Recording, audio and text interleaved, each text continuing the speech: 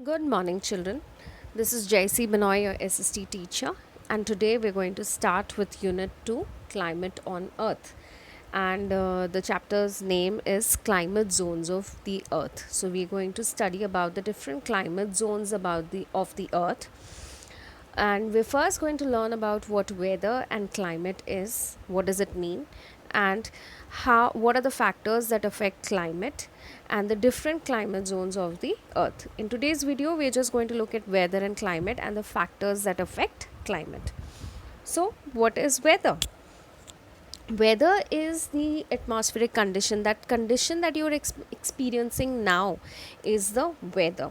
So weather is for a short period of time. Sometimes you look out of the window these days now, because it is the summer season. When you look out of the window, how is it early in the mornings? It is bright and sunny, right? So that means what? It means that the weather is hot, it is sunny. When you see it bright and sunny in the mornings, how is it during the winters? Have you observed that?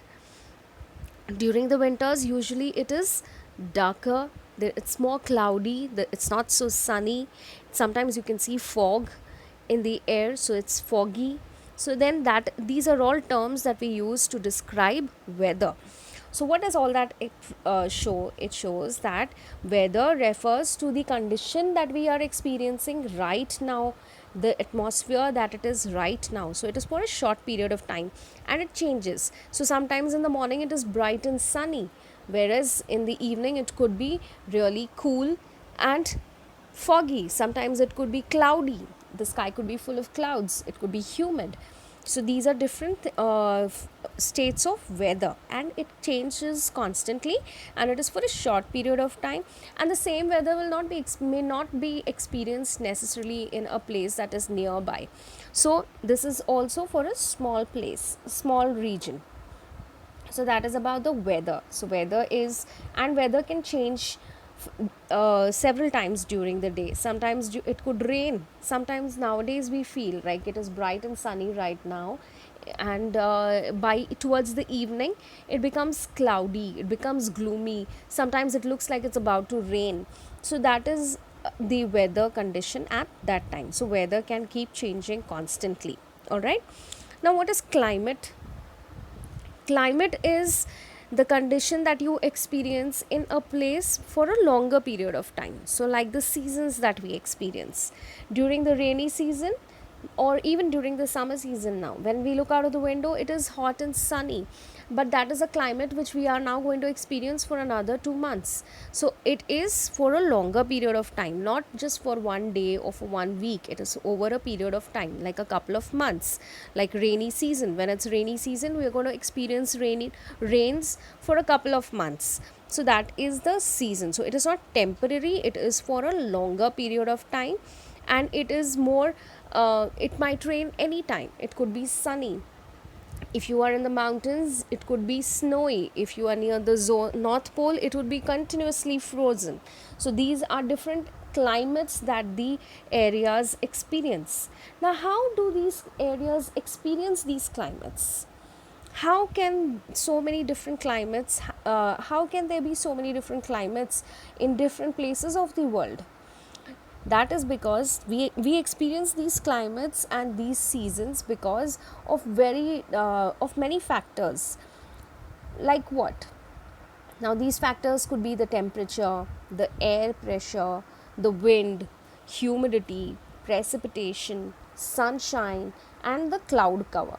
So these are the factors that can cause the seasons to change, and the climate that you experience, that is also affected because of these factors. So the first factor that we're going to look at is the temperature and the latitude. What role does the latitude have? Like if you are we learnt about latitudes in the lesson, in the chapter latitudes and longitudes. And you remember we had learnt about important latitudes like the equator, the Tropic of Cancer, the Arctic Circle, Tropic of Capricorn, the Antarctic Circle in the southern hemisphere. So these are things, these are important latitudes which we learnt. So if you look at this image that is there on the screen right now, you can see that the area that where the equator is supposed to be, and right above the equator, right above and below the equator, there is this patch of red.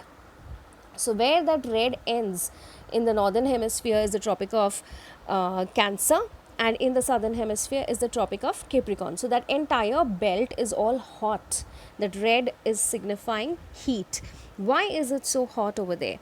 That is because at these latitudes, these latitudes are the closest to the sun, and the sun's rays hit straight on these places, at these places. So all the places in this region or in this belt are going to receive the sun's rays directly. So these rays are coming in a straight line at the places at the on all these places at the equator, and that is why they experience such extreme climates. So what is the kind of climate that they experience? Usually the sun's rays are direct, and these rays are very strong, and so you will feel very hot and very sweaty in all these regions. You will observe that India is also a part of this belt, and you can see. So how is the climate in these regions? It's very hot and it is sweaty. And also another thing about it is that they also experience a lot of rainfall. Why does that happen? That happens because the sun is shining, and although there is a lot of water cycle happening, so there is a lot of evaporation. When the water evaporates, it's going to form clouds. When the clouds condense, then there's going to be precipitation. So that is why the area also experiences a lot of rainfall. So the climate can be very extreme in this equatorial region, this region between Tropic of Capricorn and Tropic of Cancer, including the equator. And that is why where your country or where your place, where your city is near these, on these latitudes, that will decide how the temperature will be in that particular area. All right, so that is one point.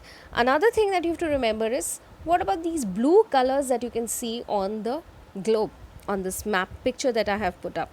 The blue color signifies that the weather is becoming cooler. So what does that show? It shows that as we move away from the equator and the Tropic of Cancer and the Tropic of Capricorn, what is happening? We are going towards the poles, the North Pole and the South Pole. And as we go towards it, what is happening? The sun's rays are slanting. They are not coming in a straight line. They're coming in a slanting line, and they're oblique. These slanting lines of these slanting rays of the sun are oblique lines of the sun's rays, and these oblique lines will obviously be longer. So it takes longer time for the sun to reach the poles, the areas towards the poles, the Arctic Circle and the Antarctic Circle. So what is going to happen? With the longer the rays of the sun, the cooler it is going to become. Why? Because it is farther away from the sun. So when the more you go away from the sun, the heat is going to decrease, and that is why the places in the light blue and dark blue zones are going to experience cooler weather. All right, so that is how your location, the location of your place, of your city, of your town, of your country at these important latitudes is going to determine or decide what the climate is going to be like in your country or in your area. All right, we will learn more about this in detail in the next video, but today this is one factor. Temperature and latitude are going to be one factor that affects the climate of an area. Now the next is the winds of that area. All right, so in a particular area, when the flow of the winds is going to decide how hot or cool your place is going to be, or your area is going to be. So what does that mean? Now there are two types of winds which flow during the day and during the night. We are first going to look at the daytime winds. Now during the daytime, what is happening? The sun is shining, and when the sun shines, the land becomes hotter quickly, and the sea is slowly becoming hot. All right, so what happens now? The land above the earth's surface, the land surface will also be hot. The land is hot, the air above the land is also hot. Now you have to remember that the hot air is lighter. So what will happen? It will rise up. So the hot air from above the land rises up into the air. And what has happened then? It creates an empty space above the land. Now the cool wind which is there above the sea starts rushing into fill the space that was created above the land, and this creates a pressure. All right, so what is happening now? The wind during the day from the land becomes hot, and so it rises up, and to fill this gap that is there above the land, the cold wind from the sea fills the space. It comes into the land. So the where is the wind coming from? It is coming from the sea. Where is it coming? To the land. How did the space come over there? The space was created because of the hot air above the land, and it has risen up. So this is a continuous cycle, and this happens throughout the day, and that is why the warm wind above the land rises high in the air, and because of its light weight, and it makes room for the cold air to come in from the sea. And this wind that comes in from the sea is known as the sea breeze. What is it known as? The sea breeze. And this sea breeze is coming from the sea, so obviously it is going to carry a lot of moisture, a lot of water vapor in the air that it brings. So, and that is why that moisture from the air comes from the sea comes into the land, and the land starts cooling. All right, and this is a cycle that continues throughout the day. So in the sea breeze, what happens? The hot air above the land rises up in the air, creates an empty space above the land, and the cold air above the sea moves into this place that was created by the hot air above the land. So this movement of the wind from the sea to the land during the daytime is called sea breeze. All right, now the next type of wind that we need to know is that of the land breeze. Now what is land breeze? This will basically happen during the night. Now what is going to happen at night? The sun sets. The minute the sun sets, what happens? The land starts cooling down. Now you have to remember that the land will become cooler quickly than the sea. So the sea takes more time to cool down, and the land will take lesser time to cool down. So in the night, what happens? The land cools down quickly, and now when the land is cool, what will happen to the air above it? That will also cool down. So now the land and the air above it has become cold. Now what will happen to the air above it? Because it is cold, it is going to be heavy, it becomes dense, and it will stay over there, and it will create a pressure. What about the air above the sea? Now above the sea is hot, so the air above the sea is going to be hot. Now hot air rises up. So where is the pressure going to be? Where is there going to be an empty space? The empty space is going to be there above the sea. And what happens then? The heavy air, the cold air from the land moves into the land, into the space above the sea. So it fills the place above the sea. Now the breeze is moving from the land to the sea. This is happening at night, and this is called as the land breeze. All right, so what is the land breeze? The land breeze is when the land cools down and the air above the land becomes cooler and heavier. Now what is happening at night? The sea is still warm, and the air above it is also hot, and the hot air rises from above the sea into the air, and it creates a vacuum, or it creates an empty space above the sea. Now it causes a pressure. All this causes a pressure, and the land breeze moves from the land to the sea and fills up the space above the sea, and this cycle continues throughout the night.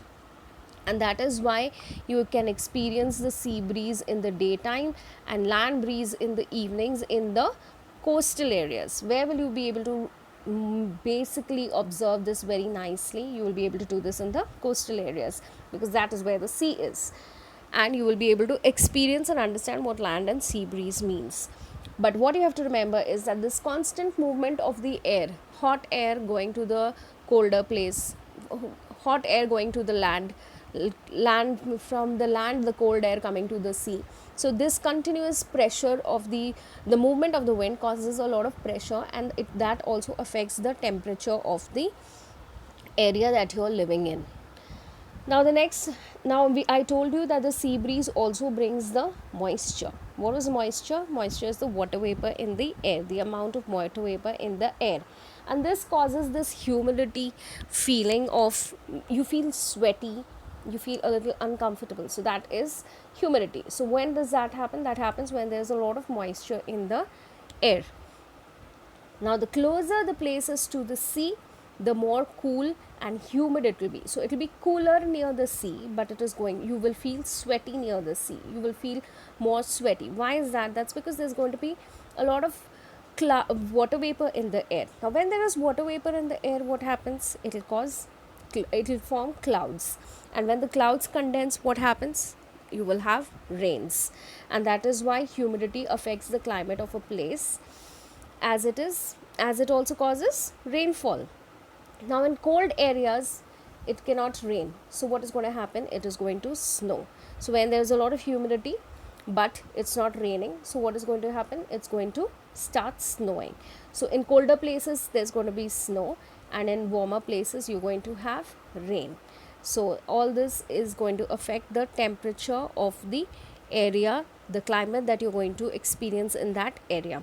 Now, because of this, coastal areas are more humid than the areas that are far away from the sea. So, if you are at a coastal area, you're going to experience more humidity, you're going to experience more moisture in the air. Whereas, if you're far away from the sea, you will not be, the place will be hot, but it will not be humid. So, these are the different ways in which the moisture affects the climate of the area. Now, the last factor that decides the temperature or the climate of that place is the altitude. Now, what is the altitude? The altitude is the height. How far away is the place from the sea level? That is the altitude of a place. So now, as the height increases, as we go higher up away from the sea level, the temperature starts decreasing. When I say temperature starts decreasing, what does that mean? It means that the temperature starts becoming cooler. So it becomes cooler. When it is cooler, how is temperature described? It is described as the temperature falls. All right. And when it becomes hot, how is temperature described? It is described as temperature increases. Please remember that. All right. So now what you have to remember is, as we go up into the mountains, the temperature decreases. That means it becomes colder. And as we come closer and closer towards the sea level, it's going to become hotter, warmer, and it's going to become more humid. And the temperature increases. Now, why does this happen? This happens because, why is the air on the mountains cooler? This is because when you go away from the sea level, the air becomes thinner and thinner. All right. And that is why you will observe that when you climb up mountains, the higher you go up on the mountain, when you're trekking, you will observe that you sometimes have trouble breathing. That is because the air is becoming thinner. Now, what happens? Why does this happen? This happens because the air starts losing its capacity or its ability to carry hot air. All right. So as we go up, the heat becomes heavier, and the air is not able to carry it. So then it starts becoming colder. So that is something you need to remember, and that is why mountain areas, the mountain hills, the hill stations, you will enjoy the cooler climate throughout the year. So whenever you go to a hill station, it will be definitely be more cooler than the place you are living at. And that is why we all like to go to these hill stations in the summers, isn't it? Because it is more pleasant, it is cooler. And why? Now you know why it is cooler at these hill stations. Can you think of why? It is cooler because the air above them in the mountains loses its ability to carry heat. So it's not able to carry heat, and that is why it starts becoming cooler as we go up above on the mountains. So these are the different factors that affect the climate of a particular area. What were these? They were temperature and latitude. How far are you away from the latitudes? So if you are closer to the equator, you're going to experience hotter weather, and it will be more, you will experience more rainfall in these areas. If you are near the sea, you're going to experience sea breeze and land breeze. The sea breeze is going to be cooler. It's going to come during the daytime, and in the night, the cool breeze from the land goes to the sea. That happens during the night time. So that is about the prevailing winds. The third point is the moisture. Always remember that there is a lot of moisture in the air, and it depends on how close you are to the coast. If you are near the coast, you're going to experience more humidity. The more the water vapor in the air, more the humidity, and this is what you will experience mostly near the coastal areas. And the altitude is the deciding factor on how your weather is going to be of a particular place. The climate is going to be of a particular place. So the higher you go up on the mountains, the cooler it is going to become, and you are going to experience cool and pleasant climate over there. And why is it cool and pleasant on the mountains? That is because the air in the mountains is thinner, and it is not able to carry the heat, and that is why it starts cooling on the mountains. I'm going to stop here. Please go through the video again, understand what the four determining factors of climate are, why does it affect the climate, why and how it affects the climate, why the mountain air is cooler, why we like going to the hill stations during summer. So these are things that you need to know about this video. Go through it again. I'll stop here now. Thank you. Have a nice day.